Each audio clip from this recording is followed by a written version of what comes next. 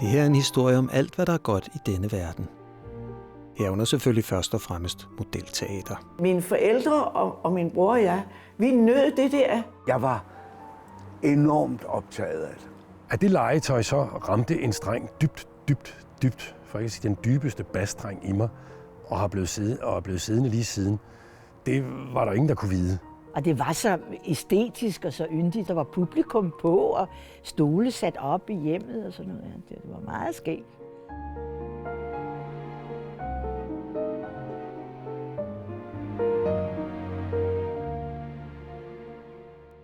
Mange kendte kunstnere rundt om i verden er begyndt med modelteater.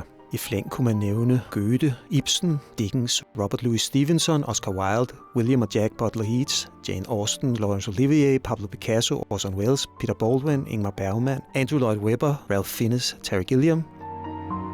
Og fra Danmark, Oehlenschläger, Weisse, Konstantin Hansen, H.C. Andersen, Kjeld Abel, Susse Wold, Erik Mørk, Søren Pilmark, Jytte Abelstrøm, Preben Harris, Gita Nørby, Michael Schønvand, Kasper Bech Holten, Søren Østergaard, Nikolaj Hyppe, Jens Prise, Knud Romer, Jan Hertz. Og ja, det havnede også i mit liv. Og det var måske ikke helt tilfældigt. Jeg kommer fra en familie, hvor vi tegnede, malede, syede, lavede musik og spillede teater i stedet for at tale med hinanden. Det gjorde os ret kreative, men ikke så trænet i almindelig samtale. Det har jeg måttet lære senere. Ja. Hej det. Alligevel vil jeg gerne give mine børn lidt af det, jeg selv fik. Måske endda sådan, så vi både kan tale sammen og lave kunst. Og til det formål håber jeg at kunne bruge det modelteater, som vi fik ind ad døren for et halvt års tid siden. Ved et tilfælde, for jeg havde glemt, jeg havde det. Ja, ej, fantastisk. Det havde været reserveteater til det modelteater, jeg legede med som barn, og som blev ødelagt i en stor vandskade hos mine forældre i 2011. Nu skulle jeg beslutte, om teateret skulle smides ud, eller om jeg skulle bruge det til at lære mine børn om kunst og kultur. Et stort teater. Min kone var begejstret for projektet, og børnene, ja, de vil nok også takke mig en dag. Hvad med den her? Skal den være her? Lidt længere tilbage. Siden teaterets ankomst har vi arbejdet os langsomt og usikkert hen imod opførelsen af forestillingen Aladdin. Jeg er også mega tilfreds. I 17 akter. Ej, hvad har du lavet det flot, Jacob? Ja. Ej, hvad har du lavet, Sofia, der? Wow. Der kom hele slottet. Og i dag skal vi sætte lys til de første scener. Ej, hvor flot. Skal jeg bare skrue op for det hele? Ja, sådan lidt ad gangen. Jamen, det er fint, det der. Det ser rigtig godt ud. Hvad med sådan her? Og der kom lidt der. Der kom lidt wow. der. Rigtig flot. Det lå faktisk flot. Og så bag på bagscenen. I dag er også en særlig dag, for i dag er min redigerede tekst til Aladdin kommet fra forlaget. Ja. Så nu kan vi forsøge at spille scenen med replikker. Anna-Britt, har du tid? Du skal være Aladdins mor, og det passer jo meget godt. Så er jeg Selim. Aladdin er utrolig. Der er en hårfin balance mellem at dele noget med sine børn, og så trække det ned over hovedet på dem. Modelteater er en rejse mod uendelige mål, og jeg ved, at mine børn gerne rejser langt for at gøre deres far glad.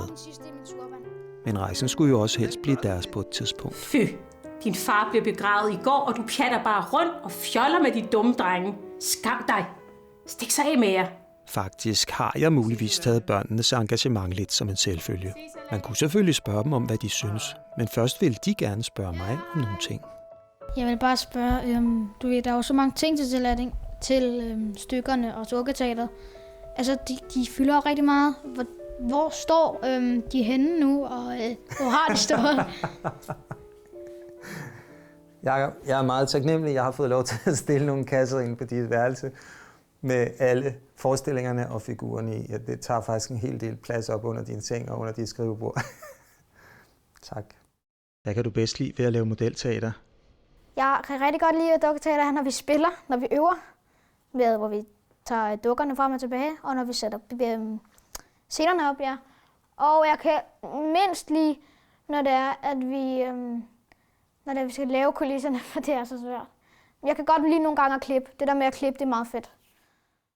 Når nu vi bliver færdige med Aladdin en gang, har du så lyst til, at vi spiller den over et stykke tid? Ja, altså... Et par år endnu? I hvert fald, jeg synes i hvert fald, at vi mindst skal spille den 3 gange. Det skal vi i hvert fald gøre. Med publikum? med publikum. Vi har bare stadig et problem. Forsiden af teateret, det man kalder prosceniet, er så gammelt og hærget, at det næsten ikke kan hænge sammen. 107 år gammelt. Vi har været meget heldige, at Peter Falster, som vi besøgte i første afsnit, tilbyder os et nyt. Selvom de er ekstremt sjældne i dag. Derfor skal vi nu rive det gamle proscenium ned, så der kan blive plads til det nye. Det er ikke rart at ødelægge en 100 år gammel antikvitet. Især ikke for mig, der jo allerede har mistet et teater af den her art. Det er jo ligesom herværk, det her. Ja, det er ligesom herværk. Bare hiv til. Vil du hive sådan her? Ja.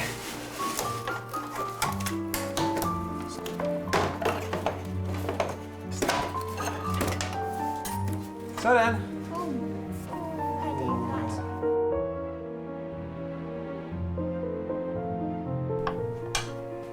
Herfra. Herfra. Tak. Okay, 3, 2, 1. Der er det gamle lysanlæg. Prøv at se, hvor fint det er lavet. Det er nok ikke nogen ledninger, vi tør bruge i dag, de her. Og hvad har vi så lært i dag? Tja, måske at ting faktisk tager tid. Men det vidste vi sådan set godt. For mig er det vigtigste, at vi er sammen, og lige nu er det modelteater, der er rammen. Men det kunne jo sådan set være alt muligt andet. Det er meget flottere. Prøv at se her, hvis vi tager det andet. Prøv at se her. Det var den, vi havde før. Ja, eller det kunne det nok ikke, men det er en anden historie. Jeg kunne sidde i timevis og skære de der figurer og træer og et sætstykke og en blå himmel og en lysrød sky. I timevis kunne jeg sidde og skære det der ud. Jeg tror, at det der med sådan helt lavpraktisk, sådan helt håndgribeligt at beskæftige sig med teater på den måde. Både det kreative, det satte i gang i fantasien, men så også at skulle virkelig sidde og udføre det. Jeg tror sgu, det var sundt senere her. For det første fik det mig selvfølgelig ansporet på at se teater, og jeg var meget optaget af teater og hele den der fantasiverden. Men jeg tror også, det der med, at der også skulle gøres noget helt håndgribeligt, det var sikkert meget godt for min senere, ja, for min karriere senere som danser. At der også lå noget hårdt arbejde bagved, slå noget op på noget gardunpapir og lime og skære og at lave en produktion. Jeg arvede et dukketeater, og jeg var fuldstændig bjergtaget. Og han var telefonmontør dengang, så han vidste noget om elektricitet. Så han installerede lamper i mit teater. Så var jeg solgt til den der eventyrverden at kigge ind og sætte lys på. Og mit Pegasus-teater var et ordentligt skrummel med en ordentlig altså en ordentlig front, der skulle sættes på. En ordentlig klods af et scenegulv med 2 lemme og så videre, så videre, så videre. Okay. Du har haft en fin udgave af det. Det ved jeg ikke, men det var i hvert fald en bastant omgang, ikke, som fyldte i en lille lejlighed. Ikke? Men jeg var så smart, at jeg fik rundsnakket en af mine venner dengang til at have det stående i hans lejlighed. Fordi han boede alene med sin far, og de havde et værelse, de ikke brugte, sagde han. Og der slæbte vi så dukketeateret ind og lavede sådan et helt publikumsrum derinde, og det var helt fantastisk. Så du spillede sammen med ham? Ja. Og fortsatte I længe, eller hvad? Nej, vi fortsatte indtil hans far opdagede det. Så sagde han, hvad fanden sker der her? Han åbnede en dag døren derinde og troede, der stod en cykel derinde bare. Det var det eneste, han skulle have. Så var der fuldstændig en dukketeater. Og det værste af det hele var, at det var et betonbyggeri i Hvidovre. Det var bare sådan et fuldstændig firkantet rum, hvor han og jeg havde, for at lave tilskuerpladser, havde vi været nede i skraldekælderen og fundet nogle gamle sofaer, folk havde smidt ud. De lugtede lidt af tis og sådan noget, men det kunne vi ikke tage os af. Og dem stavlede vi så op, så havde vi tilskuerpladserne. Og så synes vi, jeg havde en vag idé om, at sådan et teaterrum, det skulle være Bordeaux. Der var noget rødt over teaterrum. Og så havde jeg en fætter, som var autolakerer. For jeg havde ikke råd til maling, altså vi var 10-11 år. Men min fætter, han providerede os altså med 2-3-4 dåser Bordeaux autolak. Så det malede vi på væggene derinde i tilskuerrummet.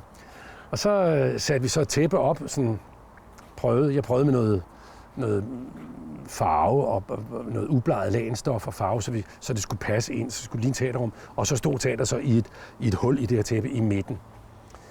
Og det fungerede egentlig fint, fungerede egentlig fint, altså. Indtil at hans far altså opdagede det og fik kæben og sagde, hvad sker der herinde? Han troede, det var gået forkert. Bor her nogen eller sådan noget, ikke? Så det var ligesom, det var slutningen på det. Men inden da nåede vi faktisk at have en forestilling. Okay.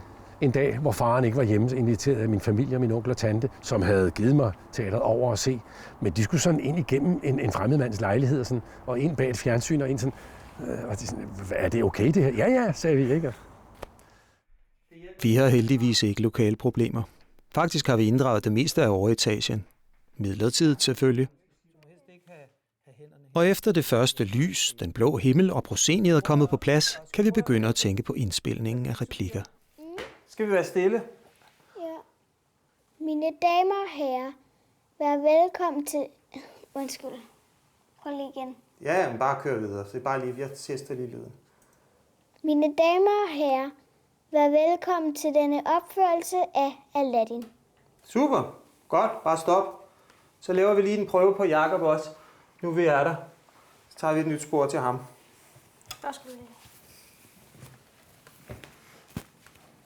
Værsgo. Hey, mor, der var en, der kastede appelsiner ud til os drenge. Og jeg greb 3 af dem. En i hver hånd, og den sidste i min turban. Det er sandt. Den sidste i turbanen. Utroligt. Vi andre fik ikke nogen. Hvordan gør du det? Fy, din far blev begravet i går, og du pjatter bare rundt og fjoller med de dumme drenge. Skam dig. Stik sig af med jer. Men der var altså noget, som blev i mit hjerte på det der teater. Fortæl lidt om det. Jamen, jeg er med i den der sanggruppe, der hedder Ørkenens Sønner. Ja. Og der står jeg for scenografien, og det er altså... Hvis folk har det mindste kendskab til min fortid der, så vil de kunne se en direkte linje til dukketeater, til det der. Hvor det er det er. Det er en fortsættelse af min dukketeaterdrøm. Og man kan sige sådan spiller vi jo også. Vi spiller jo dukketeater på en eller anden måde, kommer ind fra siden, står lidt på siden og siger sådan, kigger på hinanden sådan.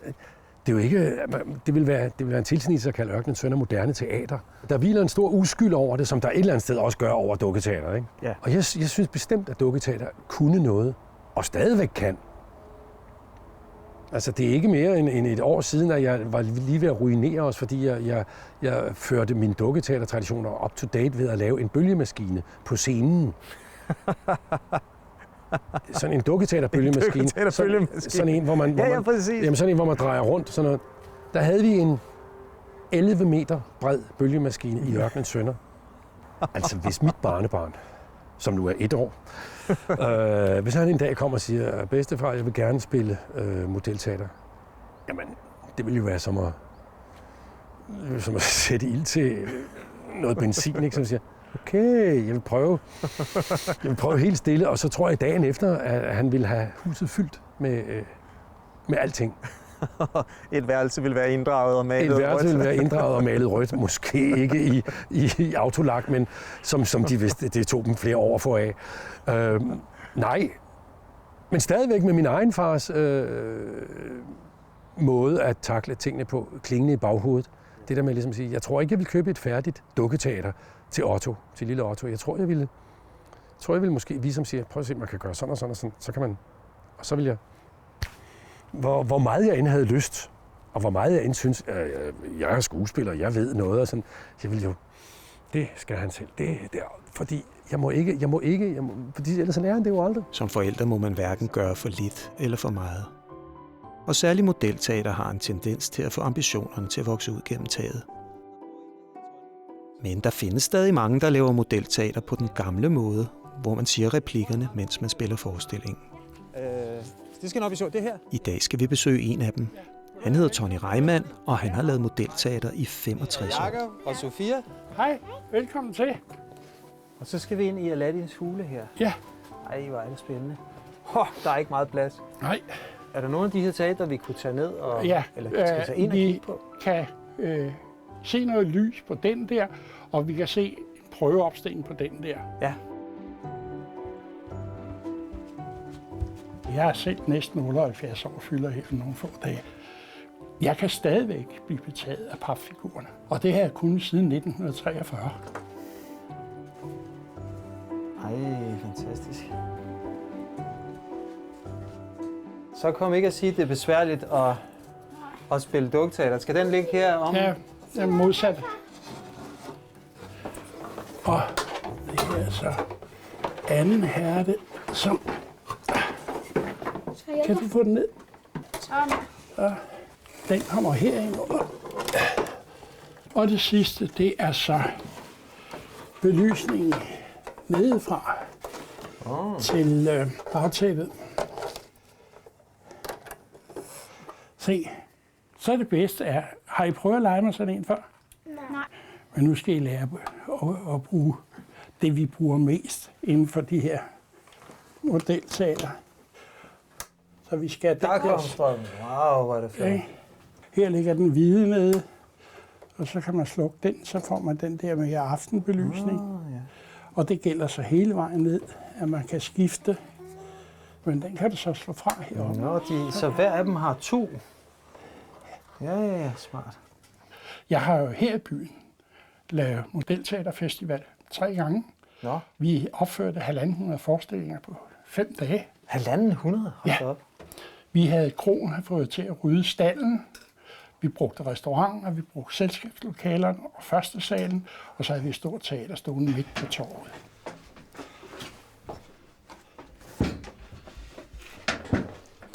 Skal vi ikke trække tæppet op? Sådan. Og så når... Så sætter hun sig. Ja. Den er så meget blæret, den her. Der kan I se, børn, hvor nemt man kan få en effekt, uden at man behøver ret meget udstyr.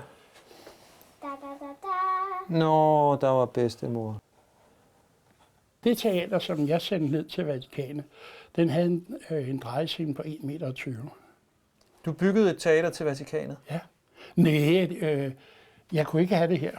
Okay. Og Anne blev enig med sig selv om, inden måtte jeg flytte, eller også måtte teateret komme ud. Okay. Og så foretræk jeg at blive, ikke? Så ringede til Søren Erik, så sagde jeg til ham, jeg har sådan overdimensioneret A-teater, er du interesseret i det? Hvad skal der for det? Ikke noget, sagde jeg så. Kan du få penge for det, så? Og så ringede jeg et stykke tid efter og sagde, Tony, hvad skal der have for teater? Så sagde jeg, det har jeg sagt til dig, jeg skal ikke. Jamen nu vil Vatikanet gerne låne det. Så sagde jeg, det var helt i orden. Lån, du vil bare ud. Det må du selv ligge og rute ud. Så ringede jeg et par dage efter, så sagde han, nu er de ringet dernede fra, de vil ikke sende det retur. De vil beholde det. Okay. Så sagde jeg, hvad skal jeg tage for det? Så sagde jeg, det er 10 års arbejde. Så minimum til 15.000. Hvad du ellers skal få mere, jeg skal slet ikke blande sig ind i, hvad du har fået. Ikke? Men det var da sjovt, så nu spiller paven simpelthen dukketeater samtidig med det. Det var derfor, han gik så hurtigt af den anden. Det var den gamle, der gjorde det? Ja. Nu vil han bare hjem og sidde og lave Aladdin. Og nusse. Jakob og Sofia, har I set, at Tony er faktisk også ridder? Han har sit eget skjold, og det er rigtigt, han er ridder. Jeg er tempelridder. Tempelridder, de går helt tilbage til, er det 1200-tallet? Ja. Var det ikke dem, der opfandt bankvæsenet? Jo. Ja. Og du har en ring også, ikke? Ja, jeg har. Den får du ved 7. grad. 7. grad, ja. Kom med dig. Farvel, skat. Jeg passer på dig selv. Og det der med at lave en modelteaterfestival, det tror jeg, vi skal snakke nærmere om. Det kommer vi tilbage til meget hurtigt. Det lyder godt. Ha' det godt. Hej, hej. Hej. Det var da meget sjovt, hva'? Det var sjovt at se Tonys sammenklappelige teatre. Vores kan bestemt ikke klappe sammen nogensinde. Og det nye proscenium kræver stadig lidt tilpasning for at kunne fungere med rampelyset. Du er nødt til at save, så de der huller åbner sig hele vejen hen. Skal jeg gøre det nu? Ja. Okay. Er I klar? Er I klar? Ja. Jeg prøver lige at sætte den i stikket, fordi det er som om, det ikke virker, uden at den er sat i stik. Er det ikke mærkeligt?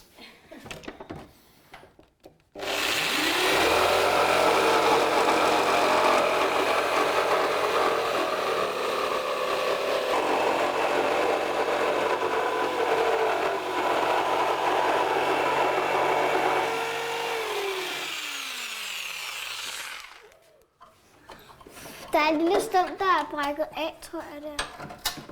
Det gik jo rigtig godt. Det gjorde det faktisk. Hvornår skal I i skole igen? I morgen. I morgen? Ja. Går I i skole hver dag? Ja. Hvorfor? Det skal man. Det skal man, ja. Er det sjovt? Nej. Hvorfor gør I det så? Det skal vi. Det er børnearbejde. Er det rigtigt? Er det til form for slaveri? Ja. Ej, hvor strengt. Går I ikke til fodbold? Nej, vi går ikke til fodbold. Går I ikke til fodbold? Nej, stop nu. Man skal da gå til fodbold. Det er mor, der kommer fra Jylland, ikke dig. Nå. Jamen, så tager vi en lille pause, hvor I støvsuger, mens jeg tager mig noget mad og ligger og slapper lidt af. Okay? Ses så lidt. Nej, I skal ikke gå. Jo. Nej, så er det mig, der skal gøre det igen. Vi ses, far. Jeg går ned og hviler mig lidt. Farvel. Så er det igen mig, der skal støvsuge. Og det er måske også fair nok. Næste projekt er at få lavet en ny månenatshimmel. Så fik vi lavet stjerner. Den vi lavede med stort besvær i afsnit 2, kom nemlig ikke helt til at fungere. Nu har jeg fået trykt en ny, med mindre måne og flere skyer. Månen er også lidt for stor, ikke? Når vi holder den her op mod lyset, så er den bare sort og kedelig. Så min tanke var, vi skulle have et eller andet blåt plastik bagpå. Og der har jeg fundet sådan et her. Det er ganske vist ikke særlig pænt. Det er heller ikke nødvendigt. Så det sætter vi fast herop, og så skal vi have skåret et hul til månen. Jeg har sådan en plade her. Det er ikke glas, det er sådan noget plexiglas. Så hvis vi sætter den her, og så lægger vi den her, så man kan se månen. Og så skal du skære et hul, Sofia, til det her, lige der, hvor månen er. Ja, det er rigtigt, det der. Er du igennem nu? Det er ikke helt sikkert. Jo, perfekt. Se lige der. Og det er jo fordi, månen skal ikke være blå, men alt det andet skal være blåt, ikke? Hvis du trækker i den herhen, sætter du en klemme for oven, Jakob. Du er nødt til at have den lidt tættere på. Ja, lidt bedre, ikke? Månen ser i hvert fald ikke så cool ud, vel? Den er mere realistisk. Det kunne godt være sådan, det så ud i virkeligheden. Jeg synes faktisk, det er rigtig godt, det her. Nu er det vel den rigtige lampe. Nå, jeg må prøve.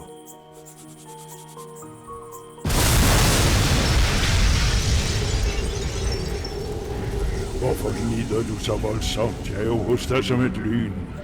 Lige så snart du pusser lampen, kommer dette drømmesyn. Er du virkelig den berømte lampens ånd? Nej. Nå. Jeg er ikke berømt. Nej, undskyld, nej. Til sagen. Tjek, så er der 3 scener færdige, og der er kun 14 tilbage. Det har taget os et halvt år at nå hertil, så vi er formentlig stadig 2,5 år fra premieren. Hvad er det dog, jeg har rodet os ud i? Månen ser i hvert fald ikke så cool ud, vel? Den er mere realistisk. Det kunne godt være sådan, det så ud i virkeligheden. Jeg synes faktisk, det er rigtig godt, det her. Men vi mangler en ting. Kan I huske, hvad det er? Eller kan I se, hvad det er? Som vi havde på den gamle. Stjerner, ja. Vi skal have prikket huller til stjerner. Men så er den scene faktisk færdig. Heldigvis er der stadig masser at lære, og masser af dygtige mennesker at besøge. Godt arbejde, børn. High five. Endelig er der noget nyt, vi skal i gang med en ny scene. Ja. Så vi kidsen skal kigge på det samme. Tak for i dag.